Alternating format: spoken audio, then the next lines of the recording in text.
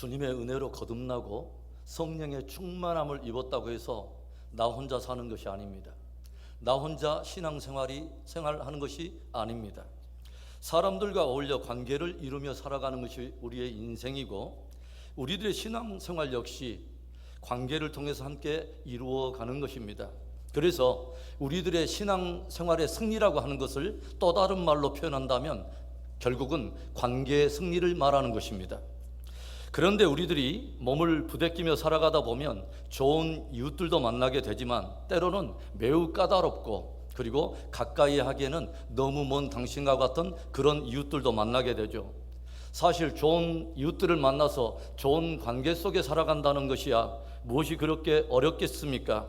선량하고 또 상식이 통하며 믿음이 있는 사람과 살아가는 데는 그다지 어려울 게 없어요. 그런데 늘 부정적인 시각을 가지고 있고, 또 때때로는 악의를 품고서 남을 해롭게 하는 것을 마치 역사적 사명처럼 태어난 그런 사람과 함께 조화를 이루며 살아간다고 하는 것은 결코 쉽지 않다고 하는 것이죠. 오늘 본문의 말씀은 예수 그리스도를 나의 구주로 고백하는 성도들이 사람들과 함께 보편적인 관계를 맺어가면서 견지해야 될 올바른 정서 내지는 올바른 태도를 권면의 형식을 빌어서 우리에게 몇 가지 들려주고 있어요. 우리가 살아가면서 어려운 관계를 경험할 때마다 우리가 스스로에게 하는 말이 있죠. 무엇입니까? 그래, 내가 죽자. 차라리 내가 죽고 말지. 그런데 내가 죽는다고 하는 것이 말처럼 그렇게 쉽지 않더라고 하는 거예요. 차라리 내가 죽자, 이 말이 그저 우리의 입술에서만 읊조리게 되는 피상적인 그런 읊조림으로 끝난다면 그것은 사실은 우리 안에 믿음의 그 인내 분량만 마음속에 가득 채워두는 것에 불과한 일이 될 거예요. 죽는다는 것은 우리의 입술과는 달리 스스로의 의지나 결단으로 되어지지 않는다는 것을 우리는 체험적으로 잘 익히 알고 있습니다. 신학교에서도 1학년 입학할 때는 정말 불같은 그 열정을 가지고 내가 죽으면 죽으리라 결단하고 들어갔던 학생들이 2학년이 지나고 3학년이 지나면 내가 죽을까 하노라 이렇게 점점 변질이 되고, 4학년 이제 삶의 현장, 사역의 현장을 바로 앞둔 바로 그곳 졸업반이 되면 결코 내가 죽지 아니하리라 그렇게 나온다는 아름다운 소식이 있어요. 우스갯소리지만 죽는다는 것이 그렇게 쉽지 않다고 하는 거예요. 특별히 관계 속에서 어려움을 당할 때마다 나름 지금까지 믿음을 지켜왔다고 하는 우리의 내면 안에 내 믿음의 밑바닥을 볼 때가 얼마나 많습니까? 그만큼 우리에게는 관계에 약함이 있다고 하는 거예요. 멀리 있는 선교지의 아이들 마음속에 품는 거 쉬워요. 아프리카나 제3세계권 선교지 거민들과 북한 땅에 사는 사람들에게 긍휼의 마음으로 품고 또 그들을 정말 긍휼 가운데 함께 기도가 되어지는데, 사실은 가까이 부대끼며 살아가고 있는 누군가를 사랑하는 것이 오히려 매우 힘들게 느껴질 때가 있다고 하는 거죠. 그래서 믿음의 사람들에게도 주변 사람들과의 원만한 관계를 형성하며 또 관계에 성공하기 위해서 주님께서 들려주는 그 지혜가 요구됨을 우리가 깊이 있게 깨닫게 된다고 하는 것입니다. 오늘 본문은 우리 믿음의 성도들에게 관계의 승리를 위한 몇 가지 중요한 도전들을 우리에게 들려주고 있어요. 우리 한번 앞뒤 좌우로 인사합시다. 관계에서 승리합시다. 그렇다면 오늘 본문이 관계의 승리를 위해서 우리에게 던지는 도전은 무엇입니까? 첫째로는 너희를 핍박하는 자를 축복하라 도전하고 있어요. 14절의 말씀입니다. 너희를 박해하는 자를 축복하라. 축복하고 저주하지 말라. 눈으로는 읽혀져요.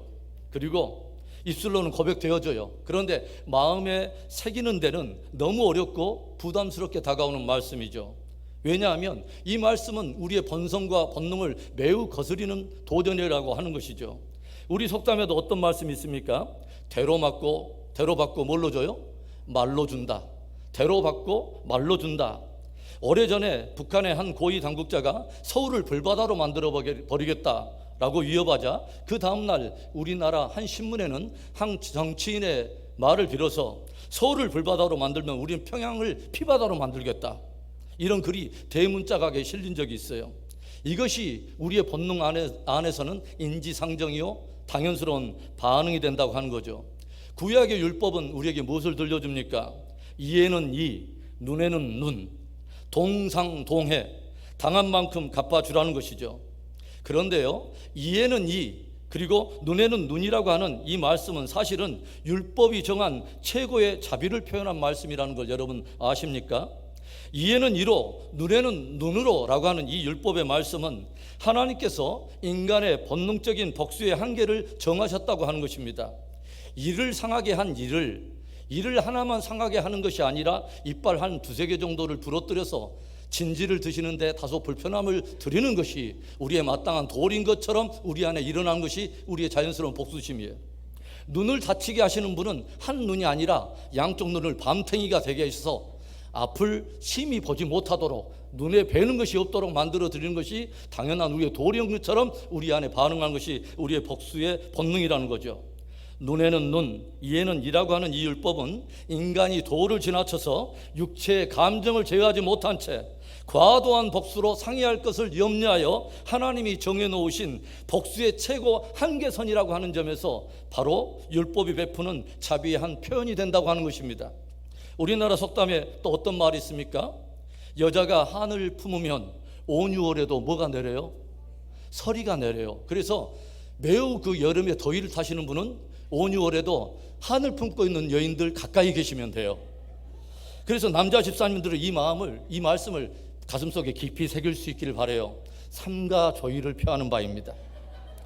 우리의 국민 노래를 할 수 있는 아리랑의 그 가사를 보면 서로 사랑과 애정으로 함께 출발했던 이 연인의 관계가 결국 씻을 수 없는 한으로 끝나는 것을 우리가 보게 되죠. 나를 버리고 가시는 님은 심리도 못 가서 뭐예요? 발병 난다. 죽고 못 살던 애정의 관계가 결국 심리도 못 가서 발병 날 것이라고 하는 저주스러운 한으로 끝을 맺고 있어요. 이 노래가 우리의 그 백이민족, 흰옷 입은 이 자랑스러운 민족이 수대를 걸어오면서 가슴속에 그렇게 품었던 그런 노래입니다. 나를 버리고 가시는 님은 심리도 못 가서 발병이 났나. 이 말씀이 아직 현실적으로 다가오지 않는 분을 위해서 현실적인 그 리얼한 감정을 좀 담아서 이렇게 여러분에게 들려드릴게요. 그렇게 나를 두고 가려면 한번 갈 테면 가봐라. 그렇게 가다가는 쓰레기차 피하려다가 똥차에 깔려 죽고 총알 피하려다가 결국 대포알 맞아 죽을 것이다. 한번 두고 보자는 시기예요.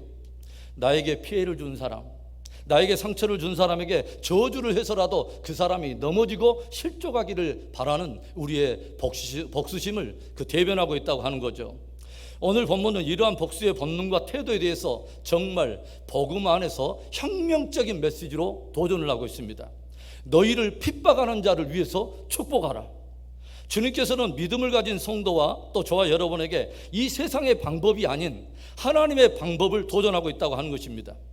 은혜 입은 성도가 세상에서 관계를 형성하고 살아갈 때 세상의 질서와 세상의 감정이 아닌 하나님의 질서와 하나님의 마음을 가지고 도전해 갈 수 있도록 매우 신선하고도 혁명적인 도전의 메시지를 우리에게 들려준다고 하는 거죠.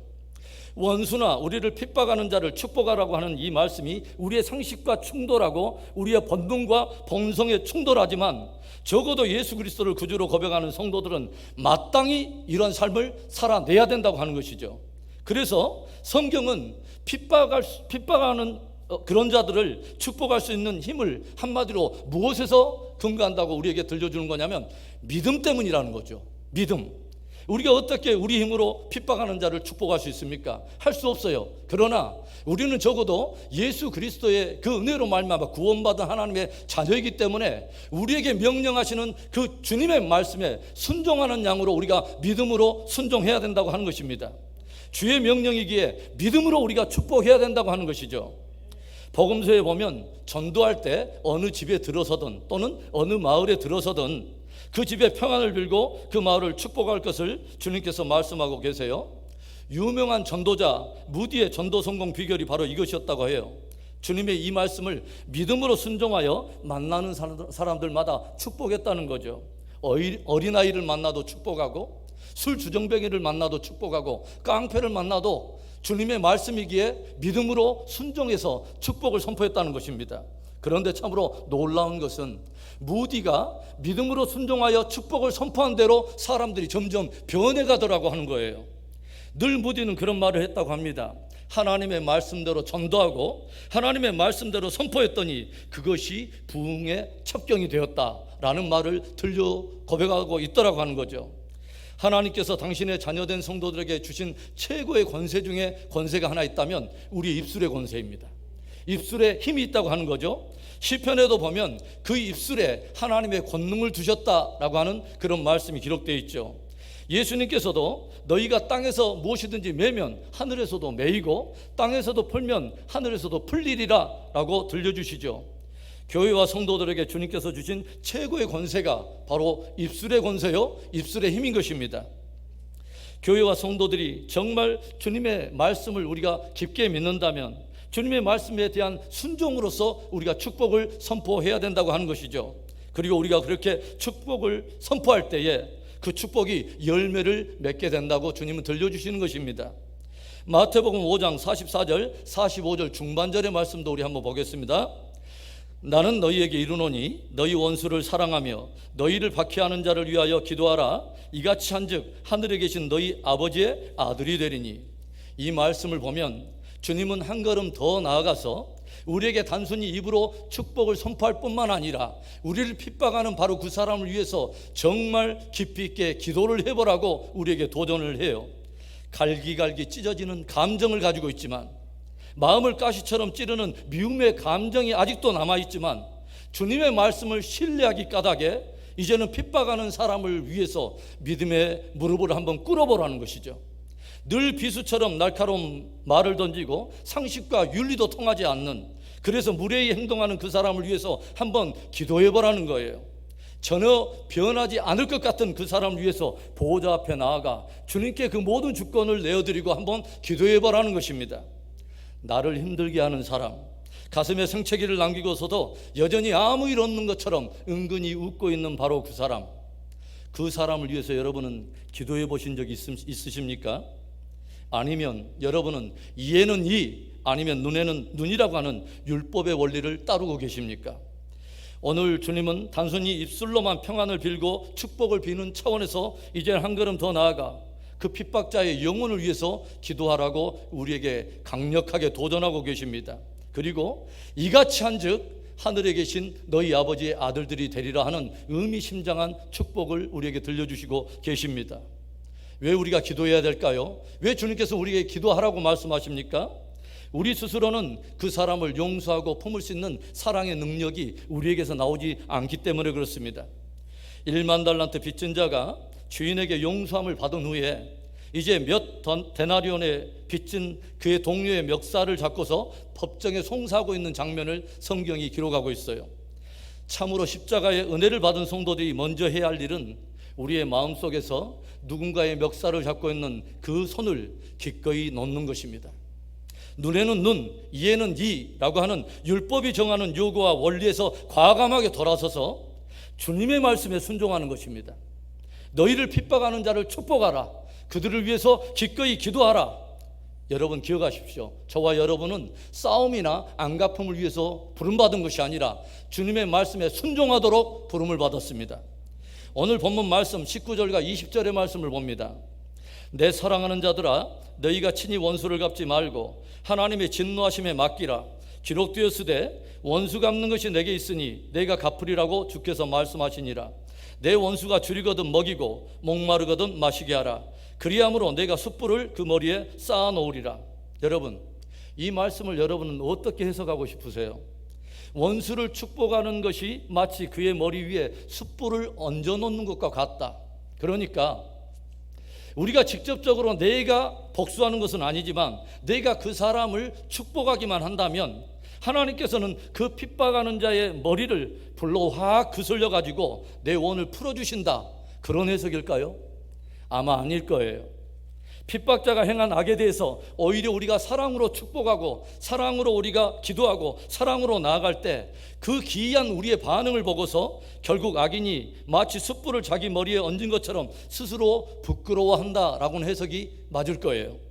줄였을 때 기꺼이 오히려 먹이고 목마를 때 오히려 마시게 함으로써 그 핍박자가 우리가 행하는 기이한 사랑의 반응 때문에 그가 변하기 시작하고 참된 우리의 벗이 돼서 함께 서로를 붙들어주며 사랑의 관계 안에서 함께 승리하는 것이 주님의 뜻이라고 하는 거죠.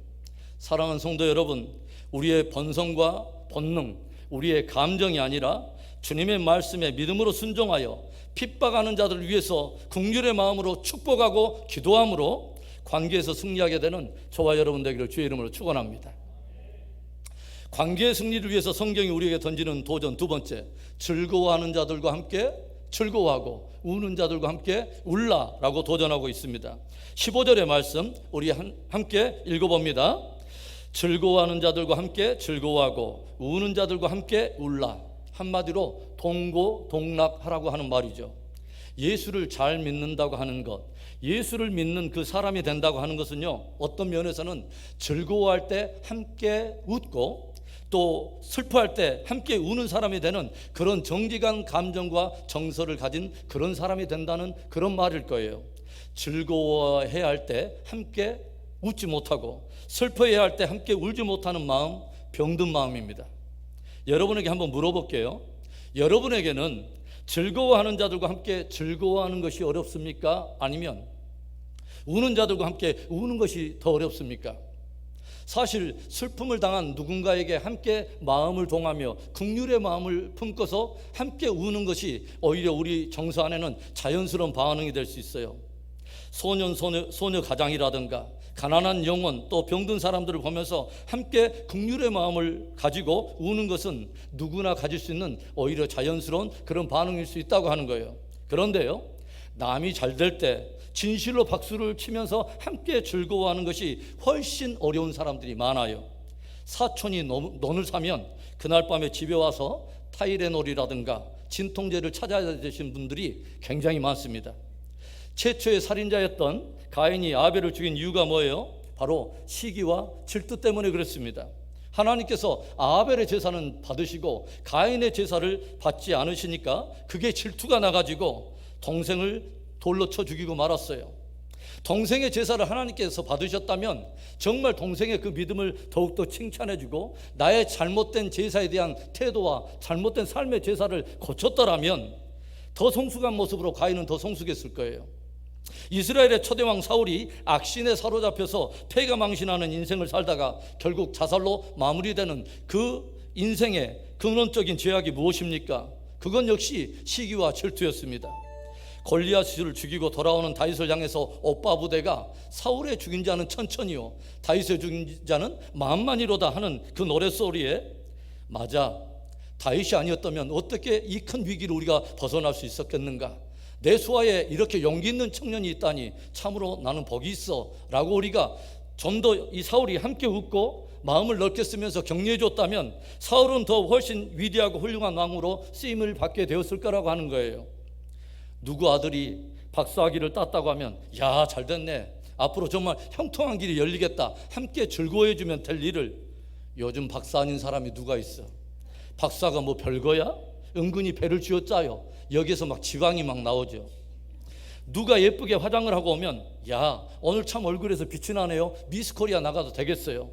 격려해 주면 되는데 아예 떡칠을 했구만, 오늘은 누구를 꼬시려고 저런 복장을 하고 왔나, 은근히 시선을 해요. 그런데 여러분, 이렇게 삐딱한 시선을 가지고 늘 부정적인 말을 하는 사람들을 자세히 살펴보세요. 그 사람 주변에는 좋은 사람들이 없습니다. 이런 마음에 가까이 길들일 사람이 없는 거예요. 아브라함 링컨이 정치 활동을 펴는 것에 대해서 사사건건 질투하며 비난을 퍼부었던 스탠턴이라고 하는 사람이 있었어요. 링컨이 대통령에 출마하자마자 그의 구렛나루 그 수염을 가지고 빗대어 가지고 고릴라 대통령을 세울 바에는 아프리카에서 아예 고릴라 한 마리를 사가지고 오는 것이 낫겠다라고 공개적으로 비아냥거리면서 비난을 해요. 그런데 링컨이 대통령이 된 후에 이 스탠턴의 유능함을 인정하여 그를 국방장관으로 세웁니다. 후에 링컨이 총에 맞아서 암살을 당했을 때 그 누구보다도 눈물을 흘리며 정말 아쉬웠던 사람이 스탠턴이었다고 해요. 그는 장례식장에서 많은 눈물을 흘리며 여기 누워있는 이 사람은 세상의 범인들이 품을 수 없는 최고의 인품을 가진 사람이었습니다 라고 그렇게 고백을 하더랍니다. 오늘 말씀은 우리가 비록 능력은 없고 뛰어난 달란트도 남들 같지 않지만 관계의 승리를 위해서 좋은 정서와 정직한 정서를 가질 것을 우리에게 권면하고 있습니다. 우리에게 뛰어난 능력은 없지만, 뛰어난 어떤 것은 없지만 우리가 관계의 승리를 위해서 우리가 할 수 있는 것은 있습니다. 뭡니까? 우는 자들과 함께 우는 거예요. 그리고 웃는 자들과 함께 웃는 것입니다. 나는 적어도 하루에 한 번씩은 다른 사람을 위해서 기꺼이 즐거워해 주겠다. 여러분 한번 다짐을 해보세요. 그리고 정말 다른 사람이 즐거워하는 일이라든가 즐거워하는 장소에 꼭 찾아가서 함께 격려하면서 함께 축복해 보세요. 제가 분명히 확언하기는 그 사람은 그 사람을 반드시 친구로 얻게 될 것입니다. 대부분 전도를 잘하는 사람이나 주변에 많은 사람들이 모이는 그 사람을 조용히 여러분 주목해 보면 그런 사람이 어떤 사람이냐면 함께 즐거워하는 것을 잘하는 사람들이에요. 그 정직한 정서와 태도와 그 따뜻한 마음이 복음에 대해서 마음을 열도록 하는 은혜의 통로가 된다고 하는 것이죠. 사랑하는 성도 여러분, 웃는 자들과 함께 웃고 우는 자들과 함께 울 수 있는 건강하고도 또 건강한 정서를 가지고 관계 안에 끝까지 승리하는 복된 저와 여러분의 믿음이 되기를 주의 이름으로 축원합니다. 관계의 승리를 위해서 오늘 말씀이 우리에게 던지는 마지막 도전, 조화로움 속에 살라는 것입니다. 조화를 이루며 함께 살라는 거예요. 16절의 말씀을 우리 함께 읽습니다. 서로 마음을 같이하며 높은 데 마음을 두지 말고 도리어 낮은 데 처하며 스스로 지혜 있는 체 하지 말라. 여러분, 체한다는 말이 뭐예요? 가식을 말하는 거죠. 원래는 그렇지 않은데 마치 그런 것처럼 꾸미는 것을 체한다고 그래요. 의시되고 싶어하는 마음, 또 기가 꺾이고 싶지 않는 그런 마음은 누구에게나 있는 마음일 거예요. 자랑을 하려다 보니까 기꺼이 거짓말도 하게 되고 또 보편적인 진실을 벗어나서 과장을 하게 되죠. 그런데 여러분, 체하다 보면 진짜 체합니다.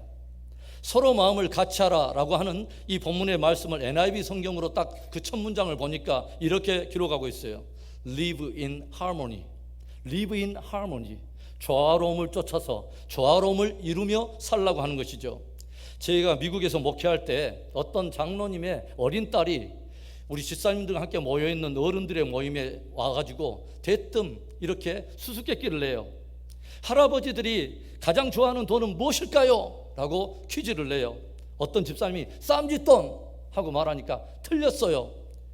할아버지가 정말 가장 좋아하는 돈은요, 뭐니 뭐니 해도 할머니예요. 그러면 아저씨가 좋아하는 돈은 무슨 돈일까요? 아주머니래요. 여러분, 그렇다면 은혜 받은 성도들이 정말 좋아하는 돈은 무엇일까요? 하모니예요.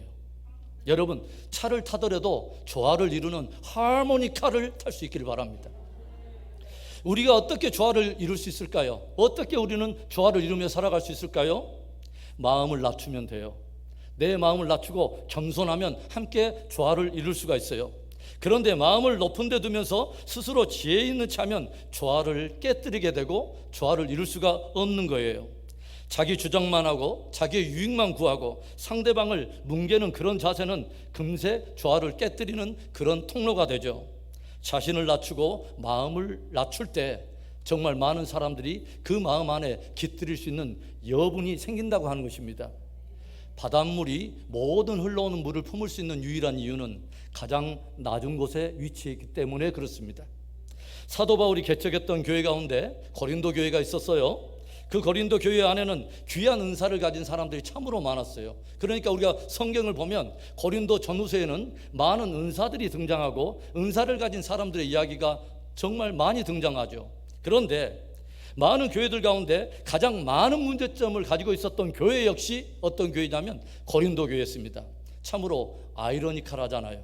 하나님께로부터 그 복된 은사를 가진 사람들이 너무도 많은 교회인데 오히려 뭐예요? 그 은사 때문에 갈등이 일어나고 파당이 일어나고 미성숙한 그런 모습들이 가장 많이 드러나는 교회가 고린도 교회였다고 하는 거죠. 방언하는 사람은 방언하지 못하는 사람을 무시하고 방언이 최고의 은사라고 주장을 해요. 애언을 하는 사람은 애언의 은사가 최고라고 주장하면서 다른 사람들을 무시하고 질서를 깨뜨리기 시작해요. 이때 고린도 교회의 그 갈등을 지켜보던 개척자 바울이 그 고린도 교회의 그 성도들에게 그 은사가 어디서 주어졌는가, 그리고 그 은사와 성격, 그 은사의 성격과 목적이 무엇인가를 다시 한번 들려주고 있는 말씀이 고린도 전후서입니다. 그 은사가 너희에게서 난 것이냐? 그 은사가 너희가 연구해서 너희에게 주어졌다는 것이냐? 그 은사가 너희가 착해서 그래서 너희에게 주어졌다는 것이냐? 아니라는 거예요. 고린도전서 12장 10절과 11절의 말씀입니다. 어떤 사람에게는 능력 행함을, 어떤 사람에게는 애언함을, 어떤 사람에게는 영들 분별함을, 다른 사람에게는 각종 방언 말함을, 어떤 사람에게는 방언을 통역함을 주시나니 이 모든 일은 같은 한 성령이 행하사 그의 뜻대로 각 사람에게 나누어 주시는 것이니라. 성령께서 성령의 뜻대로 각 사람에게 나눠주는 선물이 바로 은사라고 하는 거죠. 그래서 은사를 표현하는 영어 단어가 말 그대로 gift입니다. 그것은 주는 사람이 뜻이 있어서 받는 사람의 의지와 상관없이 주는 사람이 일방적으로 주는 선물이 바로 은사라고 하는 것이죠. 그렇다면 성령께서 이 은사를 각 사람에게 그분의 뜻대로 주시는 목적은 무엇입니까? 고린도전서 12장 25절부터 27절의 말씀, 너무도 중요한 말씀이죠. 몸 가운데서 분쟁이 없고 오직 여러 지체가 서로 같이 돌보게 하셨느니라. 만일 한 지체가 고통을 받으면 모든 지체가 함께 고통을 받고 한 지체가 영광을 얻으면 모든 지체가 함께 즐거워하느니라. 너희는 그리스도의 몸이요 지체의 각 부분이라. 한 몸에 속한 우리에게 성령께서 의무적으로 각 사람에게 은사를 주신 이유는 그 은사를 통해서 서로의 연약함을 돌아보게 하고 그렇게 해서 건강한 교회를 세워가도록 우리에게 주신 선물이 바로 은사라고 하는 것입니다. 그래서 은사를 다루고 있는 성경 구절에서 여러분들이 잘 살펴보시면 가장 많이 등장하는 단어가 질서, 화평, 그리고 특별히 교회의 덕을 세운다라고 하는 이 표현이 가장 많이 등장해요. 고린도전서 12장 12절만 보겠습니다. 그러므로 너희도 영적인 것을 사모하는 자인즉 교회의 덕을 세우기 위하여 그것이 풍성하기를 구하라. 은사로 서로 판단하고 오히려 은사로 서로 파당을 짓고 그리스도의 몸을 허는 자가 되지 말고 정말 은사로 서로의 연약함을 돌아보고 서로를 세우는 자가 되라는 거예요. 교회를 세우는 자가 되라고 하는 것입니다. 그래서 여러분, 교회 안에서 여러 은사를 가졌다고 하는 사람들, 그리고 여러 달란트를 가졌다고 하는 이 사람들이 정말 바르게 은사를 사용하고 있는가, 정말 장성한 분량의 사람인가 아닌가를 판단하는 가장 중요한 기준은 뭐냐면, 그것으로 인해서 교회의 덕을 세웠는가 하는 것을 보면 그것이 참으로 좋은 은사인가, 장성한 분량의 믿음인가를 우리가 판단해 볼 수 있어요. 전체적인 질서를 세우는가 아니면 질서를 허는 자인가, 조화를 이루었는가 아니면 조화를 깨뜨리는 것인가. 조화를 깨뜨리는 것에 은사를 사용했다면 미안하지만 그 믿음이 바로 어린아이의 믿음이라고 하는 거예요. 유능한 사람이 많지 않아도 괜찮습니다. 주의 교회는 똑똑한 사람이 많지 않아도 돼요. 그러나 모든 것들이 주님께서 주어지는 은혜의 선물인 것을 알고 그것으로 인해서 사람들을 세우고 성도를 세우고 그리고 교회의 덕을 세우는 사람들이 많으면 많을수록 그 교회가 좋은 교회인 줄로 믿습니다. 교회의 덕을 세우고 조화를 이루며 끝까지 관계에서 승리하는 복된 저와 여러분 되기를 축원합니다. 사랑하는 여러분, 매일 삶의 현장에서 또 신앙 공동체에서 혹 관계의 어려움 때문에 오늘 어려워하는 그런 분들이 계시지는 않습니까?